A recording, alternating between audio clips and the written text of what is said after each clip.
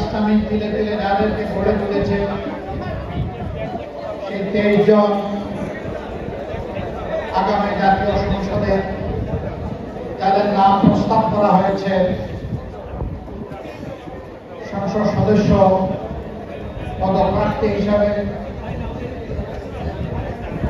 তাদের এবং এই 23টি আসনে নির্বাচন পরিচালনার সাথে সম্পৃক্ত ভাইদের আজকের এই আয়োজনের সম্মানিত সভাপতি মহানগরী আমির, এখানে উপস্থিত কেন্দ্রীয়, আঞ্চলিক এবং স্থানীয় নেতৃবৃন্দ, সংসদ সদস্য পদপ্রার্থী ভাইয়েরা, তারা প্রার্থী না প্রার্থী আমরাই করেছি, এবং যাদের উদ্দেশ্যে মূলত আজকের এই আয়োজন আমার সেই প্রান্তীয় ভাইয়েরা, সাংবাদিক বন্ধুগণ, আমি আল্লাহ তাআলার শুকরিয়া আদায় করছি। আজকে কার্যত এখানে একটি বৃহৎ কওমি মাদ্রাসার বার্ষিক অনুষ্ঠানে দাওয়াত পেয়ে তাদের সাথে সামিল হতে এসেছিলাম। সেই সুবাদে আপনাদের সাথে আজকের এই সম্মিলন, আল্লাহ তাআলার দরবারে শুকর, তিনি এই সুযোগটুকু আমাদেরকে এনে দিয়েছেন, আলহামদুলিল্লাহ। আমি যখন ঢুকলাম তখন মুহুর্মুহু একটা স্লোগান শুনলাম। স্লোগানটা কি ছিল আবার একটু সবাই দেন তো?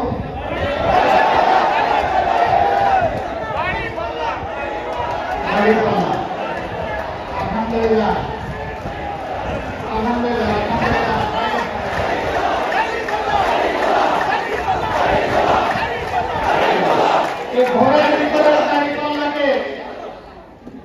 ঘরে বাইরে সর্বত্র দাঁড়িপাল্লায় পরিণত করতে হবে ইনশাআল্লাহ। শিশুর মুখেও যেন দাঁড়িপাল্লা, কিশোরের মুখে দাঁড়িপাল্লা, তরুণ তরুণীর মুখে দাঁড়িপাল্লা, যুবক যুবতীর মুখে দাঁড়িপাল্লা, মা বোনের মুখে দাঁড়িপাল্লা, কৃষকের মুখে দাঁড়িপাল্লা, শ্রমিকের মুখে দাঁড়িপাল্লা, পেশাজীবী ভাই বোনদের মুখে দাঁড়িপাল্লা, সর্বত্র যেন আজকে দাঁড়িপাল্লার আওয়াজ। অথচ আজ থেকে কয়েকটি মাস আগে এই দাঁড়িপাল্লা আমাদের কাছ থেকে ছিনিয়ে নেওয়া হয়েছিল। এই দাঁড়িপাল্লাকে বড় ভয়, কারণ এই প্রতীক হচ্ছে ইনসাফের প্রতীক। এই প্রতীক নিতেই হবে, বেইনসাফি দূর নিতে বাধ্য হবে।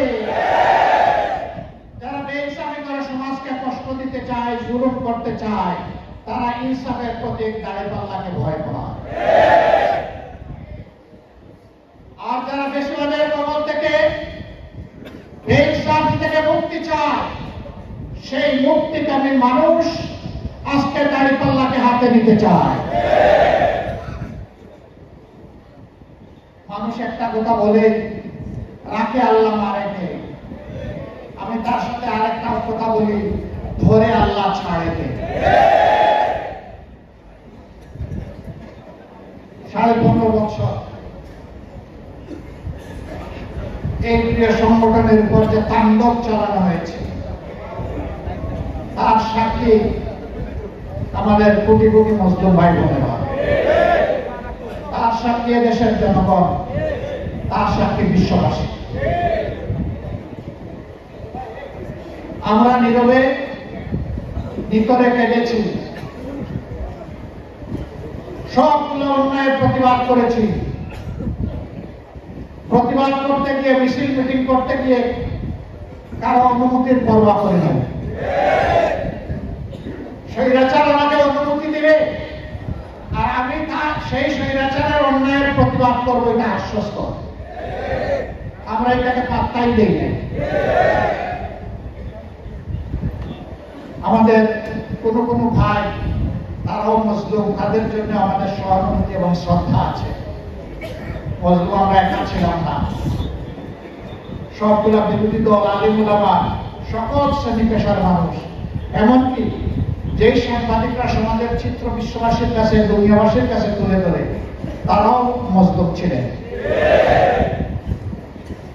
কিন্তু আজকে কোনো কোনো মজলুম ভাই অপর মজলুমকে একটু খাতুকুতু দেয়,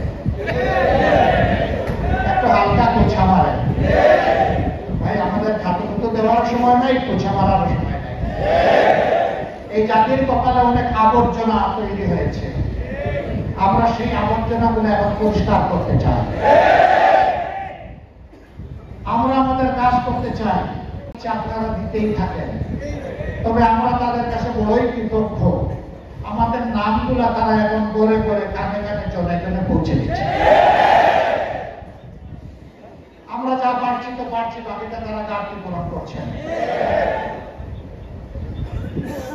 কেন ভাইয়েরা, আমরা তো কারো কোনো ক্ষতি করি নাই।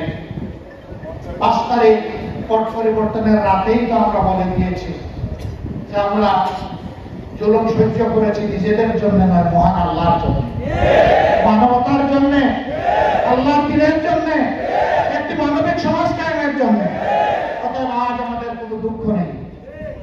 আমরা সেদিন বলেছিলাম জামাতে ইসলামের কোন নেতা কর্মী সমর্থক ব্যক্তিগতভাবে কারো উপর কোনো প্রতিশোধ গ্রহণ করবে না।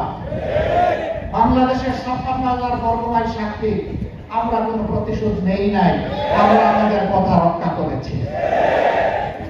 আমরা প্রিয় সহকর্মীদেরকে আহ্বান জানিয়েছিলাম, ধৈর্য ধরুন, শান্ত থাকুন। ধৈর্য কি জিনিস তার পরিচয় তারা দিয়েছেন এবং দুনিয়াবাসীর সামনে উপস্থাপন করেছেন। শুধু তাই নয়, এখানে হয়তো আইন শৃঙ্খলা বাহিনীর সদস্যরাও আছেন, তারাও আমাদের উপর অনেক জুলুম অত্যাচার করেছেন। কিন্তু সেই কঠিন সময়টায় আমরা তাদেরকে আশ্বস্ত করে বলেছি, আপনারা থানার ভিতরে দায়িত্ব পালন করুন, বাইরে আপনাদের পাহারার দায়িত্ব আমরা পালন করব। কেন? সেনাবাহিনী ছাড়া দুনিয়ায় কয়েকটা ছোট ছোট দেশ এবং অঞ্চল আছে, কিন্তু পুলিশ ছাড়া কোনো দেশ নাই। পুলিশ আমাদের লাগবেই। ভুল মানুষের হতেই পারে, মানুষকে ভুল সংশোধনের সুযোগ দেওয়া উচিত। তারা অনেকে ভয় পাচ্ছিলেন, শঙ্কিত ছিলেন। আমরা বলেছি, আপনারা এই দেশের সন্তান, যদি বড় কোনো অপরাধ কেউ করে থাকেন তার বিচার হবে, কিন্তু একটা বাহিনী হিসাবে আমরা সবাইকে দোষী মনে করি না। আপনারা কাজ করুন, আমরা আপনাদের কাজের সঙ্গী হিসেবে আপনাদেরকে সহায়তা করব। আমরা করেছি তাদেরকে সহায়তা কার্যক্রম শুরু করার জন্য, আর কিছু কিছু মানুষ নেমে পড়েছে মামলা বাণিজ্য করার জন্য। আমরা তা করিনি, আমাদের কেউ তা করেনি। আমাদের সুনির্দিষ্ট নির্দেশনা ছিল, কেউ যদি অন্যায়ের প্রতিকার পেতে চান তাহলে ওই অন্যায়ের সাথে জড়িত সুনির্দিষ্ট ব্যক্তি ছাড়া কারো নামে কোন ধরনের অভিযোগ দায়ের করা যাবে না। এই জন্য জামাতে ইসলামী সারা বাংলাদেশে হাজার হাজার মামলা দায়ের করে নাই, আবার শত শত মানুষের বিরুদ্ধেও মামলা দেয় নাই। তখন অনেকে আমাদের সমালোচনা করেছেন, উস্কানি দিয়েছেন, জামাত কেন মামলা করে না, জামাতকে ভয় পাইছে। আরে ভাই, জামাত ভয় পাইলে কি হাসতে হাসতে হাসির কাছে গিয়ে দাঁড়ায়? ভয় কারা পায় আর কারা পায় না, ইতিহাসে তা প্রমাণ হয়ে গেছে। আমাদেরকে উস্কানি দেওয়ার উদ্দেশ্য ছিল, যারা অপরাধ করেছিল তারা মনে করেছে আমাদের অপরাধটা কিছু হালকা হবে, জামাতও যদি একই ধরনের অপরাধ করে, জামাতও যদি আপনাদের মতোই কাজ করে, তো জামাতে ইসলামের দরকার কি? আমরা তো আপনারা হয়ে গেলেই পারি। আমরা তো আপনারা না, আমরা তো আলাদা। আমাদের আলাদা এই বৈশিষ্ট্যটা কি? একটা মাত্র বৈশিষ্ট্য, আর বেশি কিছু না। আমরা আমাদের আল্লাহকে বলে দিই। আমরা গোপনে ভয় করি, আমরা প্রকাশ্যে ভয় করি। এই জন্য আল্লাহ সৃষ্টির হকের উপর হাত দিতে আমাদের কলজা থরথর করে কেবল। কারণ এর দায় নিয়ে আল্লাহর সামনে আমাদেরকে সেদিন দাঁড়াতে হবে। At the day of final judgement, শেষ বিচারের দিনে আমাদেরকে মুখোমুখি দেওয়া হবে। যেদিন আল্লাহ তাআলা হবেন ওয়াহিদুল কাহ্হার, সেদিন আল্লাহ তাআলা কর্তৃত্বে কারো সামান্য কোনো অংশগ্রহণ বা অংশীদারিত্ব থাকবে না। আমরা সেই আল্লাহকে ভয় করি। সম্মানিত ভাইরা, এই জন্য আমি আপনাদেরকে অনুরোধ করব, ওই রকম খাটুকুটু যারা দেয় এগুলোকে পাত্তাই দেবে। যারা কুচাকুচি করে এগুলোর দিকে ফিরেও তাকাবে।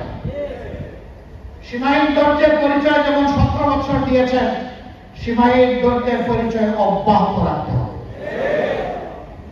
তবে ধৈর্যের মানে এই নয় জনগণের হক কেড়ে নেওয়ার জন্য যারা থাবা বিস্তার করবে, আমরা বসে বসে দেখবার আগ্রহ চুষবো, এটাও হবে না। বিশেষ করে এদেশের মানুষ ভোট দিতে পারেনি।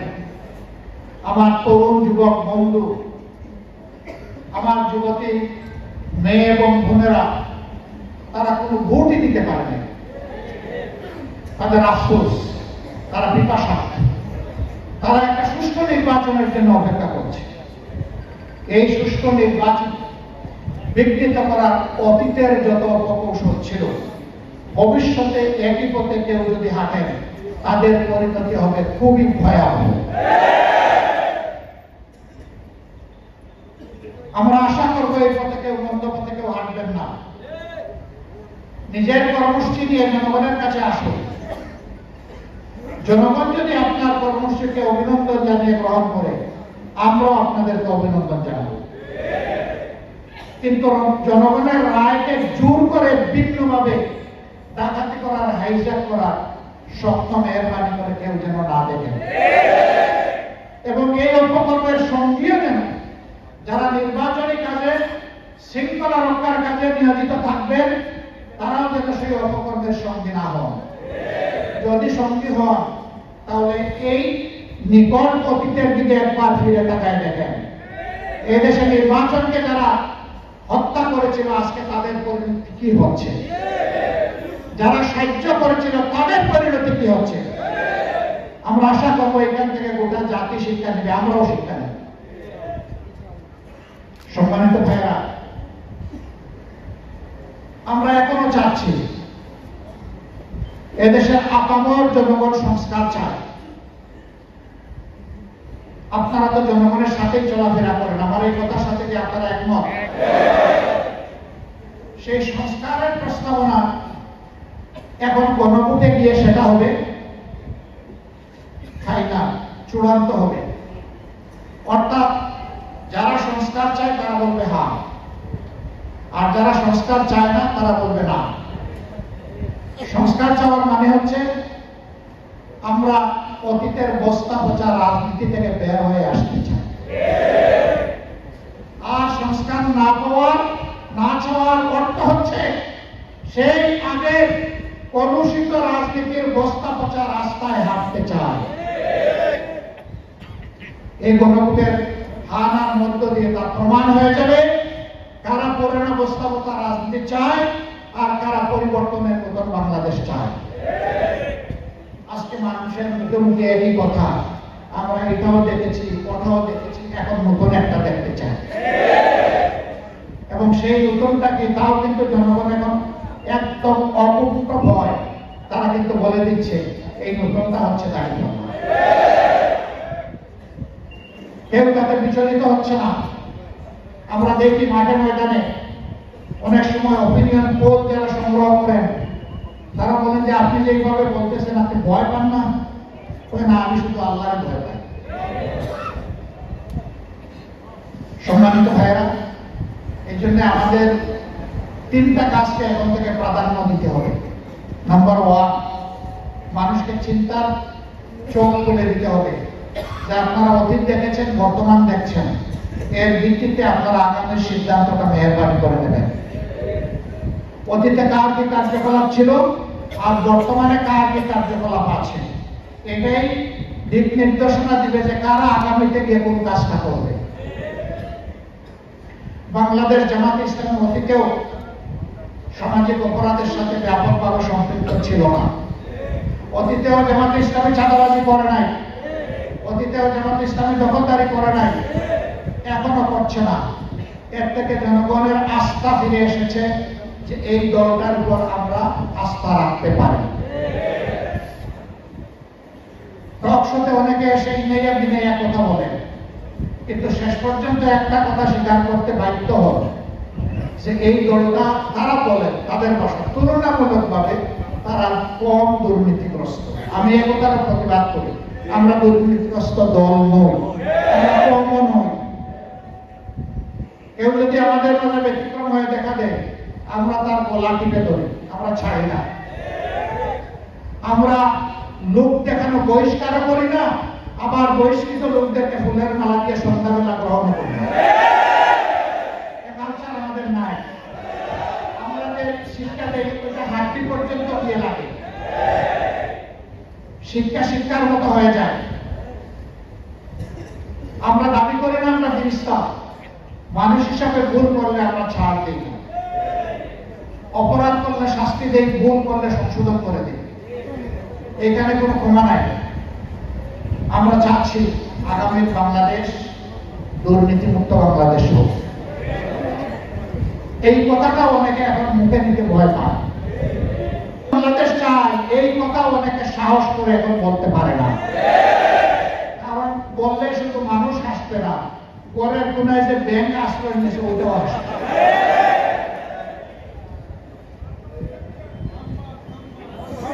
নিজেদেরকে তারা এমন পর্যায়ে অনেকে নিয়ে গিয়েছেন, তাদের জন্য আফসোস। আহারে, এই 5 আগস্টের আগে তারাও তো বড় মজলুম ছিলেন, তাদেরও অনেক সহকর্মী নিহত হয়েছে, আহত হয়েছে, আয়নাগরের সঙ্গী হয়েছে, দফায় দফায় জেলে গিয়েছে, ব্যবসা বাণিজ্য ক্ষতিগ্রস্ত হয়েছে, ঘর বাড়ি লুট হয়েছে, অগ্নিসংযোগ হয়েছে, মহাগঞ্জের ইদ্যত পর্যন্ত লুণ্ঠন হয়েছে। তারা কি তাদের সহকর্মীদের প্রতি এখনো সম্মান দেখাতে পারেন না?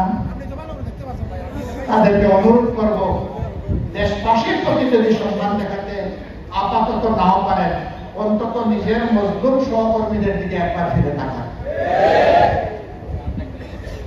অপকর্ম ছেড়ে দিয়ে সুকর্মের দিকে এগিয়ে আসুন। মানুষ মানুষকে ক্ষমা করে। এদেশের মানুষ মহৎ হৃদয় মানুষ। আমাদের একজন রাজনীতিবিদ বলেছিলেন, তিনি মানুষকে খুব খোঁচা দিয়ে দিয়ে কথা বলতেন, উপহাস করে কথা বলতেন, উদ্যোক্তের সাথে কথা বলতেন।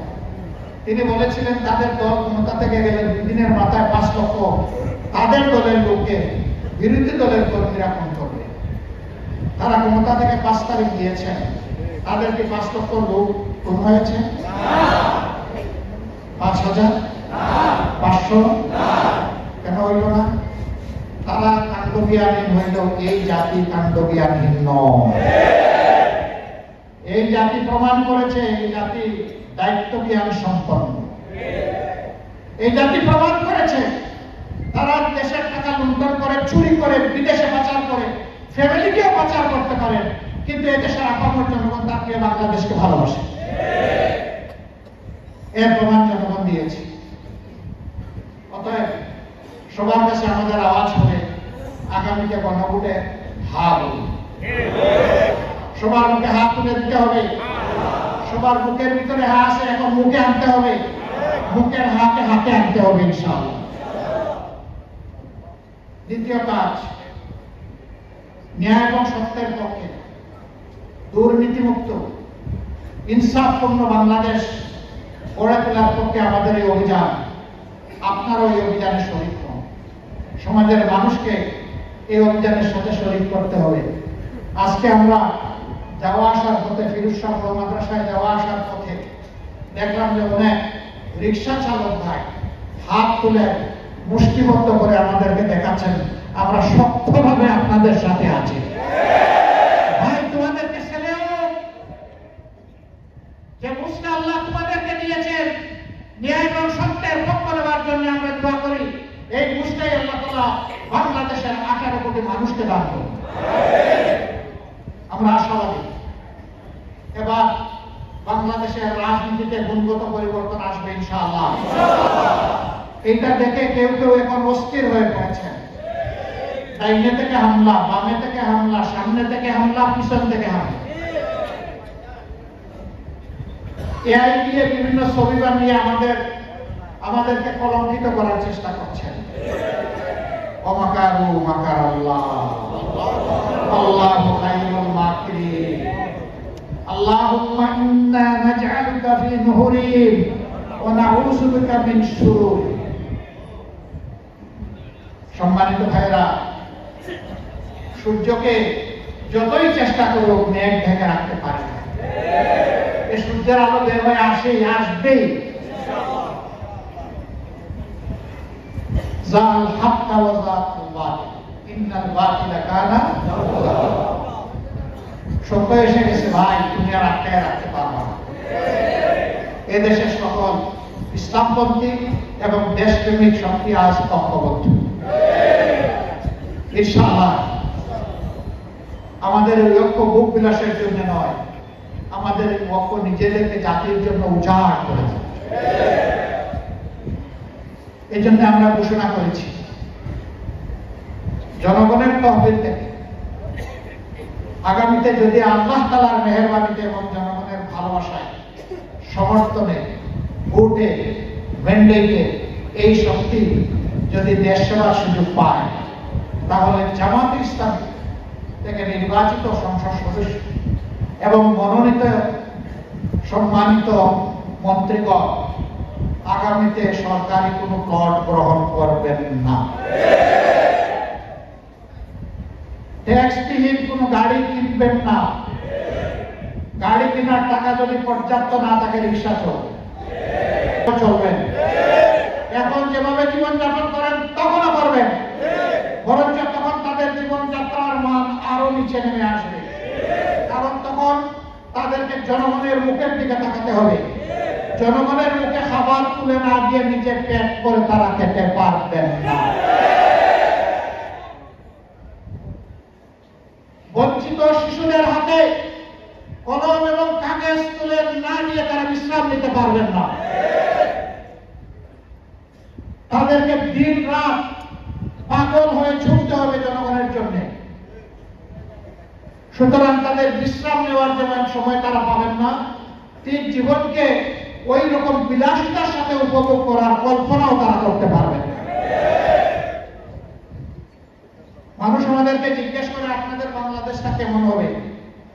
আমি বলি ইনশাআল্লাহ আল্লাহ যদি সুযোগ দেন তাহলে 2.5 মাসের ডাকসু ঢাকা বিশ্ববিদ্যালয় যেমন হয়েছে বাংলাদেশও তেমন হবে ইনশাআল্লাহ। আমরা বাংলাদেশকে পরিচ্ছন্ন করব ইনশাআল্লাহ। এই যারা প্রতিনিধি বিভিন্ন জায়গায় নির্বাচিত হয়েছে এদেরকে নিয়ে বসেছিলাম, এদেরকে একদম স্পষ্ট বার্তা দিয়েছি কি করা যাবে কি করা যাবে না। আল্লাহর শুকরিয়া, রাব্বুল আলামিনের অসংখ্য শুকরিয়া, আমরা যা তাদের কাছে প্রত্যাশা করেছি তারা তার চাইতেও বেশি উপহার দিচ্ছে। হে তরুণ যুবকেরা, আমাদের পরিশ্রম মূলত তোমাদের জন্য। আমরা জীবনের একটা পর্যায়ে চলে এসেছি তোমাদের জন্য। আমরা একটা নিরাপদ মানবিক বাংলাদেশ রেখে যেতে চাই। আল্লাহ তাআলার কাছে তৌফিক চাই। আল্লাহ যেন সেই তৌফিক আমাদেরকে দান করেন। এই সমাজে দেখবো একটা কর্মক্ষম, উপযুক্ত, যোগ্য তরুণ কিংবা তরুণী, যুবক কিংবা যুবতী বেকারত্বের অভিশাপে হাল চাষ করছে না, বরঞ্চ সবার হাতে কিছু না কিছু কাজ থাকবে। হয় সে উদ্যোক্তা হবে, না হয় সে কোথাও সার্ভিস করবে, বেকার থাকবে না ইনশাআল্লাহ। আমরা দেখতে চাই গ্রাম আদালত থেকে শুরু করে সর্বোচ্চ আদালত পর্যন্ত এখন যে অবিচারের মহড়া, সেই মহড়া আমরা বন্ধ করতে চাই। ইন্নাল্লাহা ইয়া'মুরুকুম বিল আদলি ওয়াল ইহসান।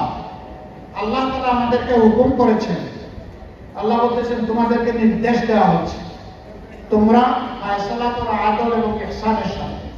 সেই ন্যায় বিচারটাই আমরা সমাজে কায়েম করতে চাই।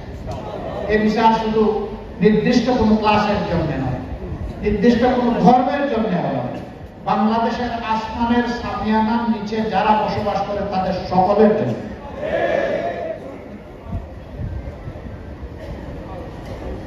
আমরা বিশেষ কোনো ক্লাস এর জন্য লড়াই করব না, বরঞ্চ বঞ্চিত ক্লাসকে বুকে ধারণ করে আমরা সামনে এগিয়ে যাব ইনশাআল্লাহ। এই আওয়াজগুলো জনগণের কাছে পৌঁছে দিতে হবে।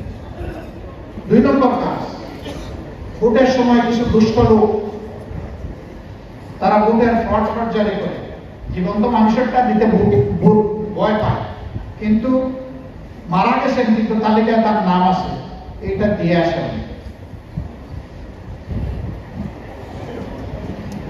ভোটার তালিকা ফাইনাল হওয়ার সাথে সাথে এটা হাতে নিয়ে ঘরে ঘরে জনে জনকে ভেরিফাই করতে হবে কে জীবিত কে মৃত, কে বিদেশ কে স্বদেশ, কে চাকরিতে দূর দূরান্তে আছে, এগুলো সব চিহ্নিত করতে হবে। মানুষের চেহারাগুলা, পুরুষের চেহারা পুরুষরা চিনবেন, মহিলাদের চেহারা মহিলারা চিনবেন। এরপরে কেউ যদি ড্রেস বদলাইয়া ভিন্ন কায়দায় অন্য কারো ভোট হাইজ্যাক করতে চায়, শক্ত করে হাতে ধরে ফেলবেন যে আপনি সেই ব্যক্তি নন। আমি চ্যালেঞ্জ করলাম। আমরা বলেছি, আগে স্লোগান ছিল আমার ভোট আমি দিব, তোমার ভোটটাও আমি দেব। এটা এখন আর চলবে না। এখন যার ভোট সেই দিবে, যারে পছন্দ তারে দেবে। সব ভোট আমাদেরকে দেওয়ার কথা আমরা বলি না, আমরা বলি আমাদেরকে পছন্দ হলে আমাদেরকে দেবে। ওই রকম যদি ভোট দিতে কেউ আসে অথবা ভোটকে যদি অন্যভাবে কিছু করতে আসে, তাহলে বলে দিতে হবে সেদিন শেষ। এখন আমাদের নতুন বাংলাদেশ, এই বাংলাদেশে ভোট চোরদের কোনো জায়গা নাই। আবার বৃদ্ধবনিতা দাঁড়িয়ে যেতে হবে অন্যায়ের বিরুদ্ধে, ভোট চুরের বিরুদ্ধে। আমরা এই মেসেজ আগেই দিচ্ছি, আরো দেব। চুরের মনে পুলিশ পুলিশ একটা কথা আছে না? কারো কণ্ঠে আজকাল এই ধরনের কিছু সুর শুনতে পাচ্ছি। দোয়া করি আল্লাহ তাদের কণ্ঠগুলো সাফসফা করে দিন। সম্মানিত ভাইয়েরা, এই যে এখন ধান কাটার মৌসুম, এখন কিছু কিছু জায়গায় কৃষকরা ধান কাটছেন, তো সারা মৌসুমে ধান ফলালো, কিন্তু ধান কাটার সময় যদি খাতা পড়ি দিয়ে ঘুমায় থাকতে হবে? হবে না। তাইলে উপযুক্ত কাজটা উপযুক্ত সময়ে করতে হবে ইনশাআল্লাহ। এখন থেকে মাত্র কয়টা দিন, 2.5 মাসের চেয়ে একটু বেশি, এই কয়টা দিনকে দিনরাত একাকার করে ফেলতে হবে ইনশাআল্লাহ। একটা ব্যক্তিও বাদ যাবে না।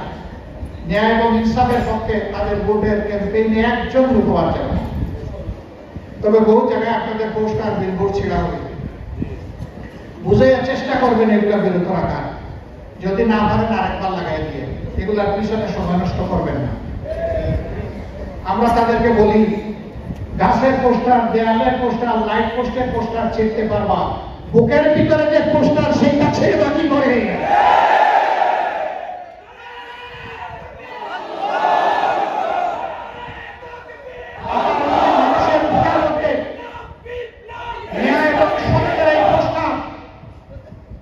আল্লাহ তাআলা যেন নিজেই বসায় দেন, সেই তো আমরা করি। সব পোস্টার ছিঁড়ে গেল, এটা ছিঁড়তে পারবা না। পোস্টার ছিঁড়ে কারো জনপ্রিয়তা ছিঁড়া যায় না। তুমি যত ছিঁড়বা তত বাড়বে। কেউ কেউ অধৈর্য হয়ে আমাদের মা বোনদের উপর হাত তুলেছেন। আসলে আস্থা হাত ওদের পুষ্টিয়া। একজন মায়ের 3টা সন্তান থাকলে একটা সন্তান হয়তো এই দলে, আরেকটা সন্তান ওই দলে থাকতে পারে, কিন্তু তার মায়ের গায়ে যখন হাত তুলবে, তখন যে দল হাত তুলবে বলবে তোমার বুকে লাথ মার।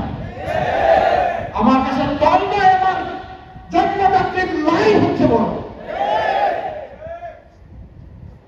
মাদেরকে পর্যন্ত যারা সহ্য করতে পারে না, তারা কোন জাতের, কোন প্রজাতির মানুষের বুঝতে পারে।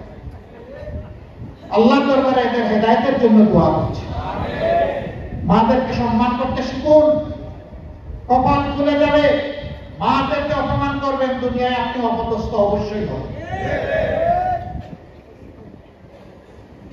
আজকে তরুণ প্রজন্ম আর মা বোনেরা জামাতকে বড় ভালোবাসে। তরুণ প্রজন্মকে যখন জিজ্ঞেস করা হয় তোমরা কেন ভালোবাসো, বলে যে আমরা তাদের মধ্যে স্বপ্ন বাস্তবায়নের মানচিত্র দেখি। যখন মহিলাদেরকে জিজ্ঞেস করা হয় আপনারা কেন সমর্থন করেন, বলে যে আমরা তাদের কাছে নিরাপত্তার ঠিকানা দেখি। এটা আল্লাহ তাআলার দান, এটা আমাদের কোনো কর্মের ফসল, এটা বিশ্বাস করি না। বিশ্বাস করি যে এই চিন্তাটা, এই ধারণাটা স্বয়ং আল্লাহ তাদেরকে দান করেছে। শুধু আমাদেরকে এখন সতর্ক হয়ে রাস্তা চলতে হবে। দেশের প্রত্যেকটা মানুষকে আমরা সম্মান করব, প্রত্যেকটা মানুষকে ভালোবাসবো। আমরা হব সকলের কণ্ঠ, আমরা মূলত হব মজলুমের কণ্ঠ ইনশাআল্লাহ। আমাদের লড়াই হবে মজলুমের পক্ষে, জালিমের বিরুদ্ধে। জালিম হয়ে যে কেউ আসার চেষ্টা করবে তাকে আমরা বরদাস্ত করব না, এবং যুব সমাজও বরদাস্ত করবে না। মাঝে মাঝে দেখেন না একটু খাতুমুতু দিলে কি হয় বাংলাদেশে। এদেরকে এখান থেকে শিক্ষা নিতে বলি আমরা। ভোটের এক সপ্তাহ আগ থেকে মানুষের বিবেক যারা খরিদ করতে চায় এই দুর্বৃত্তদেরকে পাহারা দিতে হবে। ভোটের সময় টাকা বিতরণ করে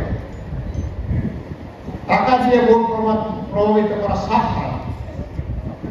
এই হারাম কাজের বিরুদ্ধে আমরা রুখে দাঁড়াবো ইনশাআল্লাহ। সন্তান কেউ এ কোথাও বলবেন না যে খেয়ে নেন আপনার মতো করে ভোট দিবেন জায়গা মতো, এটাও বলবেন না। এই খাওয়াটা ঠিক না। বলবেন সে তো চায় নাই, তাকে জোর করে দিছে। আমি চাই নাই আমাকে বিয়ার বোতল মদ এনে কেউ দেয়, আমি কি মদ খাবো নাকি? অবশ্যই আমার খাওয়া উচিত। ওইটাও হারাম, মদ যেমন হারাম। মানুষকে এটা বুঝাতে হবে।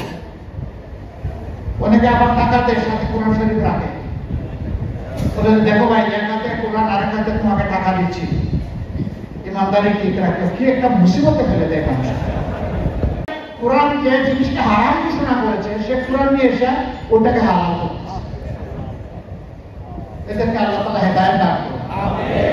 এদের ব্যাপারে এখন থেকে মানুষকে সেন্সিটাইজ করতে হবে, মোটিভেশন দিতে হবে। মানুষ যাতে ওই ধরনের কাজকে ঘৃণা করে, মানুষ যাতে ওই টাকাওয়ালাদেরকে লাভ কার্ড দেখায়, ও অপরাধী দুর্নীতিবাজ টাকাওয়ালা তোমাকে লাভ কার্ড। মাঝে মাঝে দেখেন না এই যে মাঠে ঘাটে কাজ করে অনেকে অপিনিয়ন নেয়, তো জিজ্ঞেস করে যে আপনি কারে ভোট দিবেন, বলে যে আমি অমুককে ভোট দেবো। আগে কারে দিতেন? অমুকে দিতাম। এখন দিবেন না কেন? যে না এখন লাভ কার্ড। এই জন্য লাভ কার্ড ওই যারা পচে গেছে আর কোনো আশা নাই, এরকম অনেকে বলে না, বলে। সুতরাং জনগণকে বলতে হবে যে ওই রকম যদি কোনো দুষ্ট লোক আসে যারা 5 বছরের জন্য তোমাদের বিবেক খরিদ করতে চায়, তাদেরকে বলবা গরিব হই ধনী হই আল্লাহ যা রেখেছেন তাতেই আমরা সন্তুষ্ট, তোমাকে লাভ দাও। তুমি আর আমার কাছে আসবো না। গরু ছাগল কিনা যায় পয়সা দিয়ে, মানুষ কিনা যায় না। আল্লাহ আমাকে মানুষ বানিয়েছেন, আল্লাহ যেন মানবিক মর্যাদায় আমাকে রাখেন। এই মোটিভেশন এখন থেকে আপনারা মাঠে ময়দানে চালু করবেন, পারবেন তো ইনশাআল্লাহ। তারপরে ভোটের আগের রাত বলবেন যে 18 সালে তো আগের রাতে ভোট হয়েছে, এখন আগের রাত পাহারা দিলে হবে না, রাতের পর রাত পাহারা দিতে হবে। ভোটের কাঙ্ক্ষিত রেজাল্ট জনগণের হাতে না আসা পর্যন্ত, কোন দলের নয় জনগণের বিজয় না হওয়া পর্যন্ত আমরা ক্ষান্ত দেব না ইনশাআল্লাহ। আমাদের এই ভোটের অভিযান চলতে থাকবে, আল্লাহ চাই। এখন এখানে তো আওয়াজ করলেন আপনারা খুব মজবুত ভাবে, যাওয়ার পরে বলবেন যে অনেক পরিশ্রম করেছি একটু বিশ্রাম করি নাকি? না। কেউ কেউ বলে যে ভাই আরো তো কাজকর্ম আছে। ঠিক আছে, কিন্তু ধান কাটার সময় আপনি তো সাঁতার কাটতে যান না, মাছ ধরতেও যান না। মাছ ধরাও কিন্তু একটা কাজ। ধান কাটার সময় কিন্তু আপনি ধান কাটতেই যান। যখন তার যে কাজ তখন সেটা আঞ্জাম দিতে হবে ইনশাআল্লাহ। এখানে যুবক যারা আছেন একটু হাত তুলুন তো দেখি। মাশাআল্লাহ, বেশিরভাগ যুবক।